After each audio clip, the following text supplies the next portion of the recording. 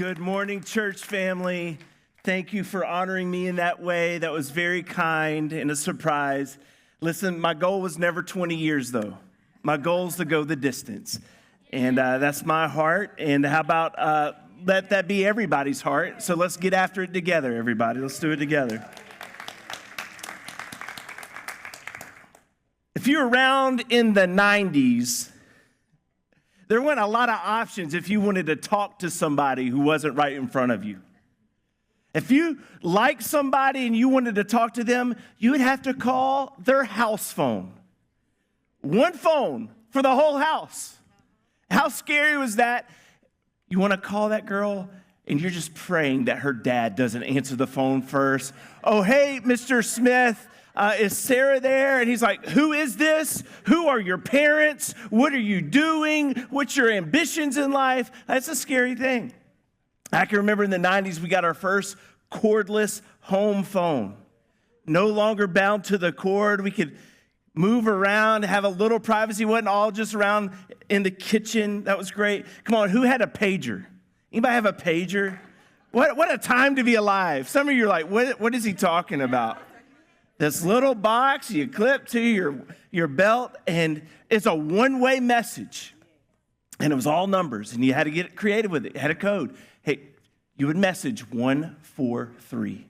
I love you. That's how you got the message across. But in the 90s, for me, I just remembered writing notes. That was the big deal. That's what you would do. You would write letters and you would fold them and you just hope that they wouldn't get caught in class. But I mean, people got creative. It was origami. I mean, you'd get a letter. It'd be in the shape of a swan. You pull its tail and boom, 7-page letter front and back that you had to read. Those love notes back in school. Let me share a few with you. Here's one. I love this. She says, are you ready to be there when I'm mad? Or need to cry?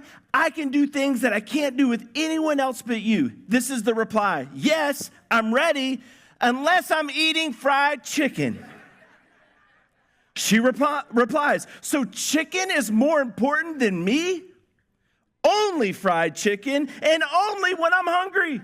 But if not, then you're the only thing I care about. Come on, church, that's healthy boundaries. Healthy boundaries right there. Here's another love letter. Dear Ashley, would you please be my girlfriend? I like you a lot. Please put yes, no, or maybe. Her response is this. I'm sorry. I already have a boyfriend. His name's Kyle. But when we break up, you're my next choice. P.S. That will probably be in a month or two. Just the way things are going, that's my guess, right? Oh, my goodness. One more. Y'all got one more in you? Here we go. One more love letter. I love you with all my butt. I would say heart, but my butt's bigger. Come on, somebody. Come on. Hey, those notes, they're complicated. It's funny. But listen, some of us have never graduated past 5th grade when it comes to learning how to have healthy relationships. We've built relationships on an unstable foundation. Sometimes we build them solely off of physical or emotional experience. If it feels right, it must be right. If it feels good, it must be good. And we follow what feels good physically and emotionally, and that becomes the base for our relationships. But what happens? One day you wake up and realize they're not doing it for you anymore. They're not making you happy anymore. So we feel like, oh, we must need to find someone else because obviously they were not the right person. When we build relationships like this, that foundation won't last. It's unstable. If you missed last week's message, go back on our app, on YouTube, and check it out. But what's the main cause of this? Like if you ask people, what kills a relationship? You'll get a lot of different responses. There'll be a lot of responses to what could kill a relationship. It could be stress. It could be fights about money and finances. It could be poor communication.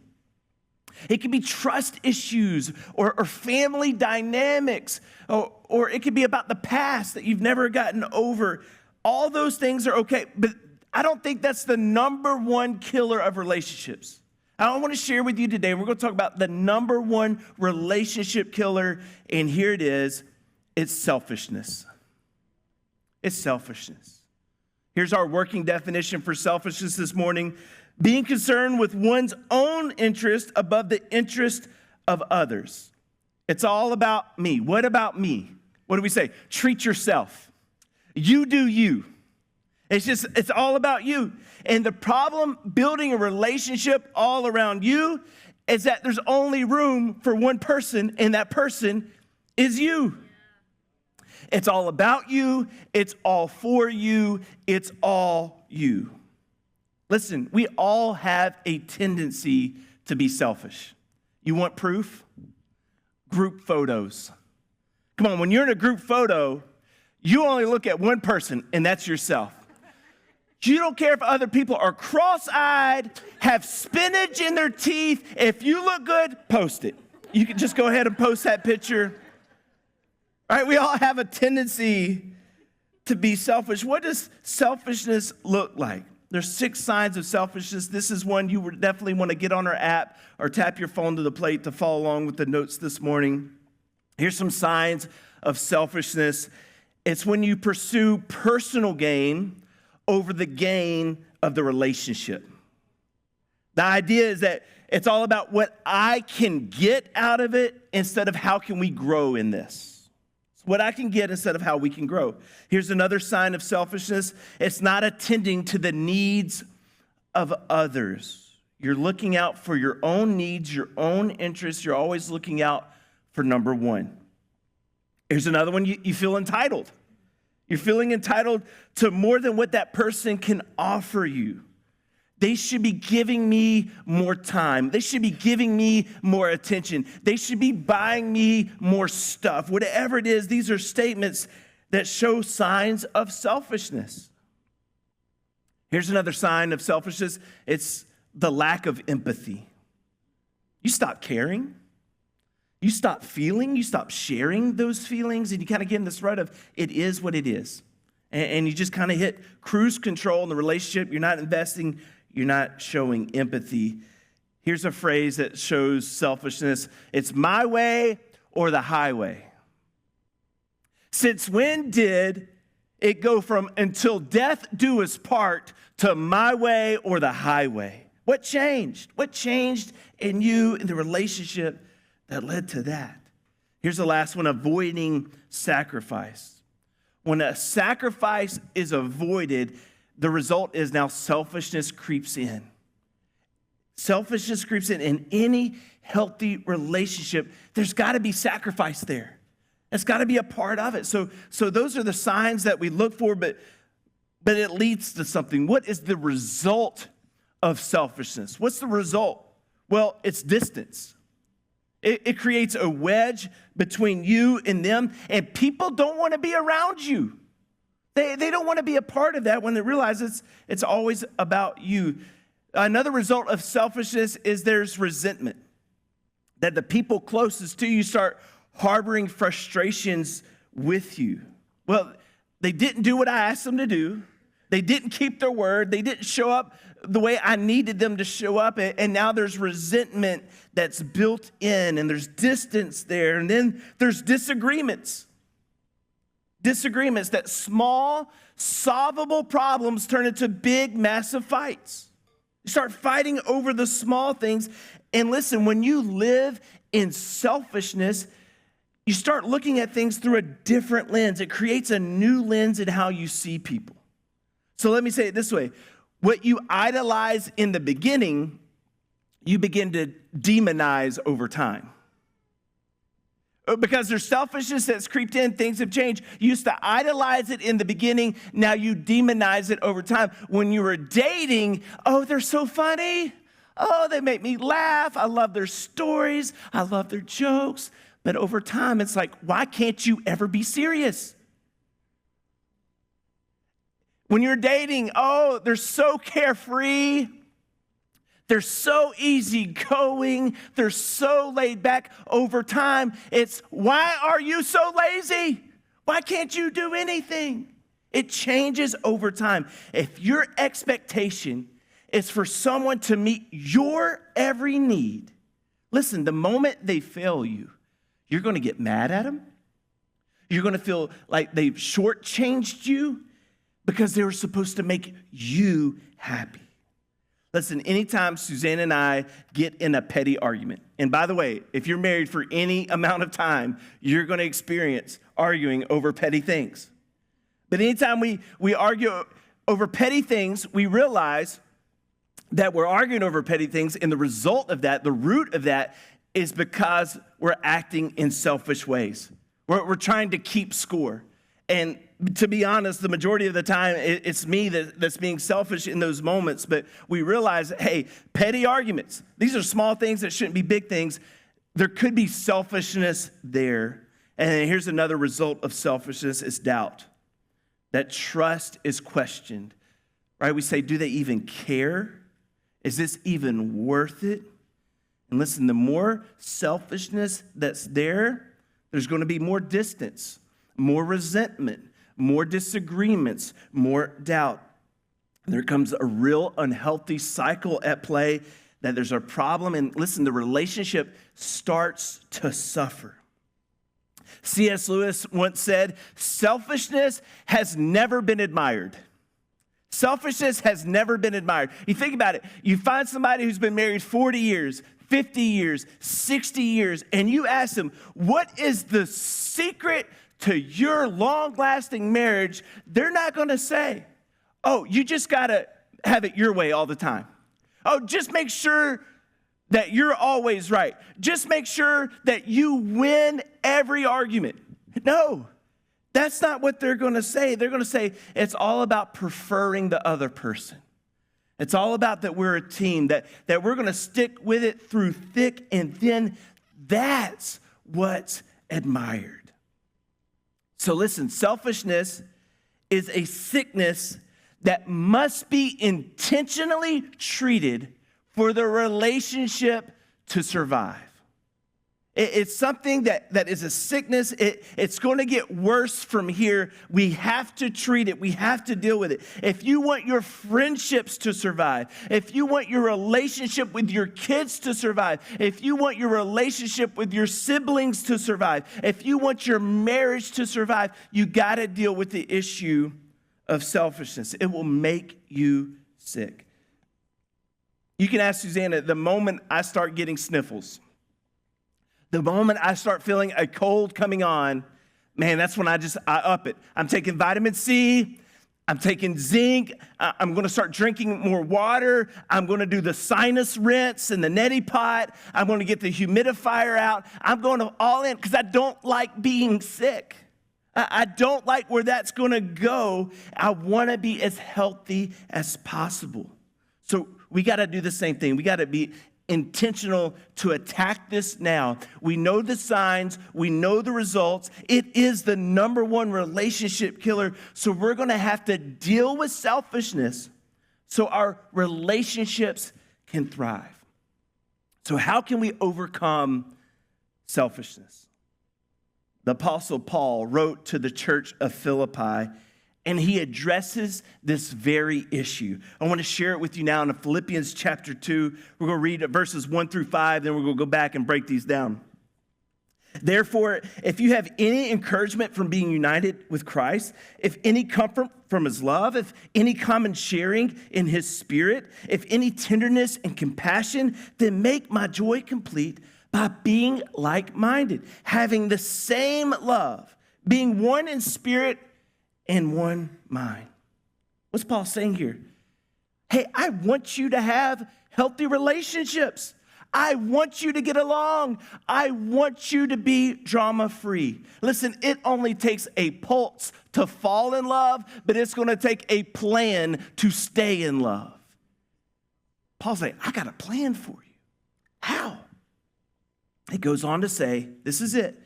Do nothing out of selfish ambition or vain conceit. The root word there in Greek is where we get the word narcissist. And what's he saying? It can't be all about you. Rather, in humility, value others above yourselves, not looking to your own interests, but each of you to the interest of others. In your relationship with one another, listen, church, have the same mindset as Christ Jesus. Our standard is the same mindset as Jesus. Come on, there was never a more selfless person, never a more giving person, never a more sacrificial person than Jesus Christ. He is our example of how we treat others. So how do we overcome selfishness? Number one, remember you are a product of grace. You are a product of grace. It's not about how great you are, come on, it's about how great our God is. You can't start believing your own press. You can't start buying into the hype that you're great and now people owe you and that you're entitled. No, it's not about us. It's about Jesus. Let's go back in Philippians 2 as a reminder of what God's grace has done for you, how your life has benefited from it. What does it say again? If you've had encouragement because you're united with Christ, comfort from his love, coming, sharing in his spirit. If there's tenderness that you've experienced, compassion that you've experienced, you need to be locked in to this mindset that Jesus has. See, the root of this is knowing who you are and what Christ has done for you and never forgetting it. Never forgetting it. That you got problems, you've got issues, you've been the problem a lot of times, and it's by the grace of God that you are where you are. That it's the grace of God that you've been saved, you've been rescued, you've been redeemed. Remember that. And let it start shaping the way you think about relationships. Let how Jesus treated others, you start emulating that and following his example. Romans 12:3 says this, for by the grace given to me, I say to everyone among you, not to think of himself or herself more highly than you ought to think, but to think with sober judgment, each according to the measure of faith that God has assigned. See, the condition of your heart will determine the condition of your relationships. And we got to come out this with some sober judgment. We got to understand the gift of grace that God has given us and that we got to measure up to the faith that God has given us. Do you know, have you measured, have you counted how much God has poured into you? How great his grace has been to you? The compassion he's offered you? The sacrifice he's made for you? This is it, church. See, when I focus on his grace, I can't help but feel grateful. That's where we are. When we focus on his grace, we can't help but be grateful. When I live out of the grace that Christ has freely given me, I'm thankful. And guess what? Thankful people are healthy people. To be able to say, I have enough, I am enough, my wife is more than enough. Come on, she's all that in a bag of Doritos, everybody. Come on. We're just going to say we are grateful for the people God's placed in our lives. We're grateful for the grace we have. We're going to focus on that grace.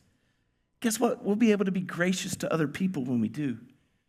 Here's the other side. When I forget his grace, I can't help but feel entitled. When I forget how good he's been to me, I feel like it's all me. That you experience success and think it's all about you. That people owe you now, that you're entitled to that.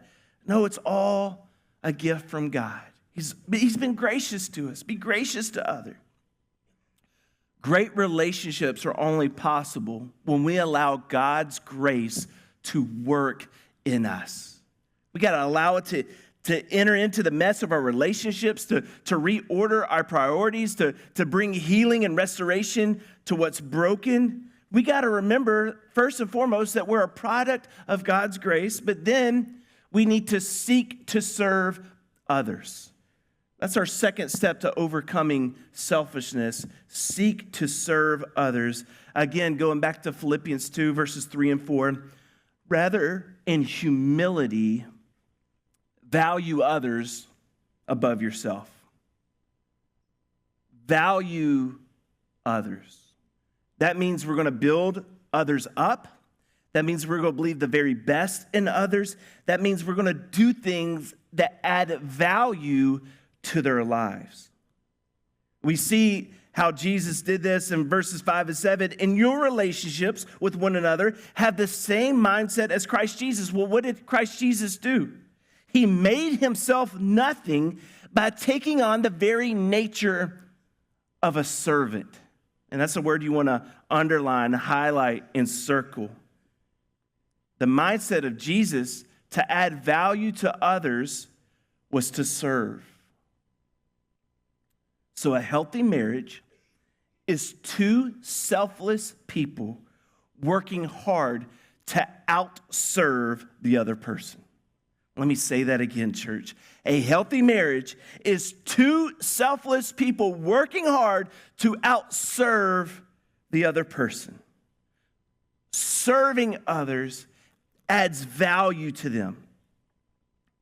This is where we take a little deeper dive that the Greek word for value there, even though he's talking about relationships, isn't a relational term. It's more of an accounting term. That there's a ledger of deposits and withdrawals. And he's saying, man, we're going to add deposits into people's lives to add value to them. We're going to increase the value by what we add to their lives. That every action, every word, they all count. And they're either adding value or subtracting from people's lives. So we got to think of a piggy bank. I have two piggy banks. They look like mailboxes, okay? They're piggy banks. And you got to think that everybody has a piggy bank. Everybody has an emotional bank account. And you can either put deposits in there or withdrawals. So let me say it this way. Selfishness is a drain in the relationship. So every hurtful comment, every rude remark, every time you're not preferring them, every time that you ignore chances and opportunities to connect with them in meaningful ways, it hurts them. Come on, when I take a nap on the couch and I sleep on the decorative pillows, that drains my account, okay, everybody? Susanna does not like that. And I still do it. I should do it. It drains the account. But hear this. Service is a deposit into the relationship. When we serve other people, when we prefer them, we're adding value to their lives. When you send that encouraging text message before they walk into that big meeting, you're adding value. When you cook their favorite meal without them even asking, adding value. When you tackle that sink full of dirty dishes, come on, somebody. The sound of the dishwasher running, it might as well be R&B music, okay?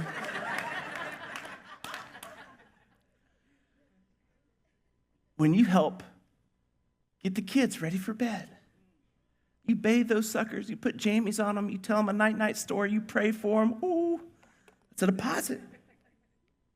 When you give them space to watch the big game, just go, I'm going to let you watch the game in peace. Come on, that's a beautiful thing. It's a beautiful thing. That's not my own personal request, okay? This is a hypothetical situation. But listen, that picnic you plan, that massage, just a massage, nothing else, just massage. That walk together, adding value.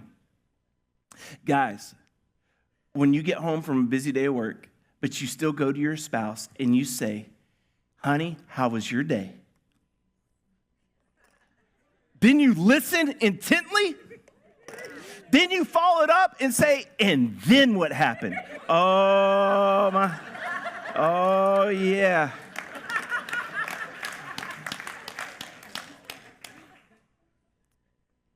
Here's the deal. Research has shown that we have to live to a 5-to-1 ratio just to maintain health in a relationship. That means we got to have 5 positive deposits for every 1 unhealthy withdrawal.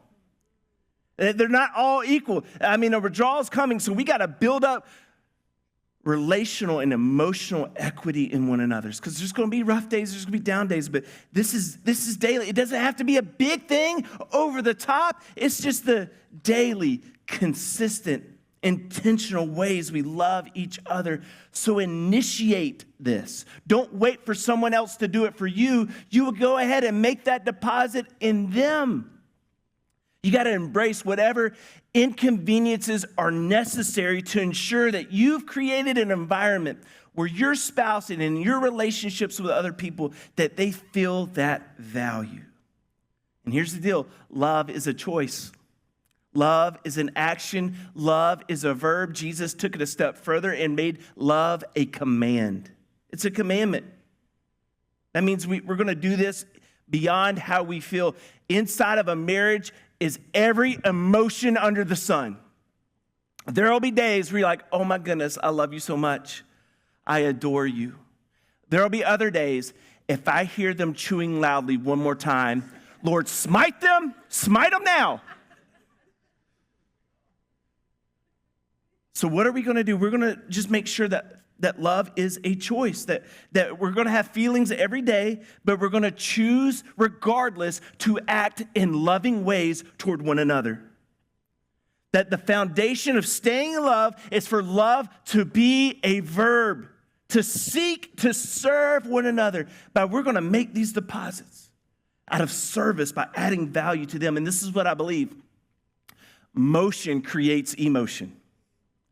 That you keep pouring into each other's love bank, even if you don't feel it, even if they're not reciprocating it, you keep pouring in, and those emotions will happen too. That reconnection will happen. You let your spouse know that you're praying for them every single day, and we're just believing that those positive emotions will be reciprocated. Hey, listen, in the movie Frozen, Anna was willing to fall on Han's sword to save her sister Elsa. Come on, Bruno Mars sings about he will catch a grenade for you. Why? Because they know what we know, that love is going to take sacrifice. It's going to take sacrifice every single day. We're going to serve. So here's the deal, church. The opposite of being selfish is being a servant, just like Jesus. And true happiness isn't found in what you get. It's found in the life you give. So I got to ask you this question. When is the last time you intentionally served someone you loved? Regardless of the relationship status, when's the last time you just intentionally served those that God has put in your life? Let me speak to singles for a moment. If you're single and you're hearing this, you think, well, this doesn't really matter. Because it's really all about me right now. There's no one else, and I just need to invest in me. Yes, invest in yourself, but hear me. Singleness is not a season to be selfish. It is a season to serve. This is a season for you to serve. Make it about who God has called you to be. Serve others and run after Jesus with everything you got. And eventually, as you're running, you'll notice somebody's running alongside of you, that they're serving others, that they're running after Jesus, and you look over at each other and you think, hey, we could do this together. Like this could be it. So don't miss this season to serve. God could be setting up that for a beautiful season later, but we're going to do that. We're going to run after Jesus no matter the situation. Here's the third thing. Serving others develops staying power. When we serve others, it develops staying power. So we remember God's grace. We seek to serve others. And this is what we see later on in chapter 2. Do everything without grumbling or complaining or arguing, so that you may become blameless and pure, children of God without fault in a warped and crooked generation. Listen, church, then you will shine among them like stars in the sky, as you hold firmly to the word of life. And then I'll be able to boast on the day of Christ. When is that? The end of time. That what you're doing now, listen, will echo to the end of time. You keep serving, you're going to shine. You hold firmly, and you're going to be able to have some staying power. You're going to be able to stay with it. Love stays. Love stays. Even when staying is hard. What do we declare in our marriage vows? I promise to love you for better or worse, richer or poorer, in sickness and in health. We say this because we understand that true love is a willing commitment to stay. To say, I'm not leaving, I'm staying right here, no matter what. It's daily dying to self. It's daily.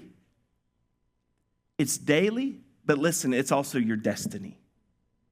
There's also a long game to play here. Last week at Encounter Night, if you've never been to Encounter Night, it's our first Wednesday service. You got to check it out.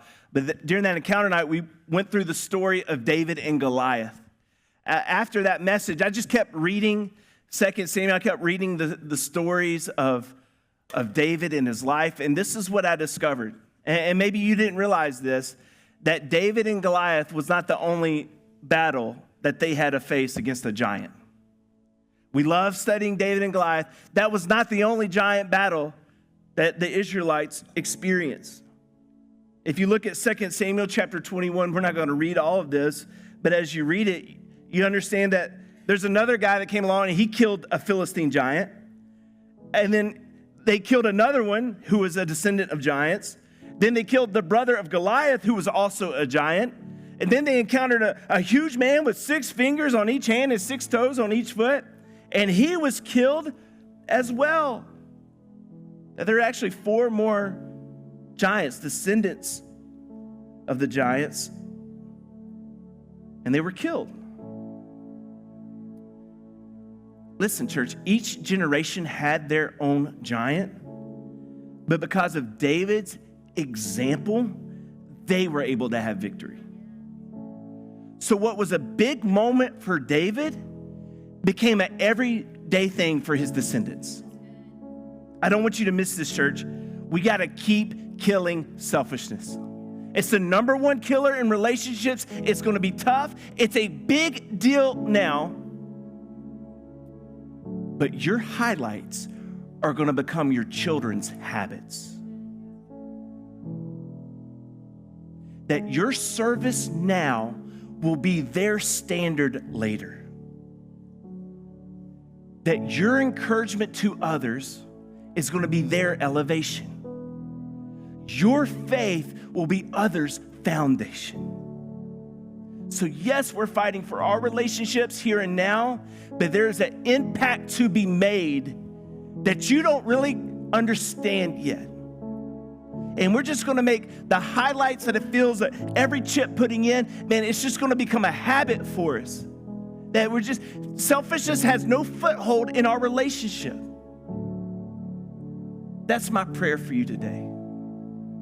Listen, I'm very mindful of those who've never received God's grace. Today is a perfect time to do it.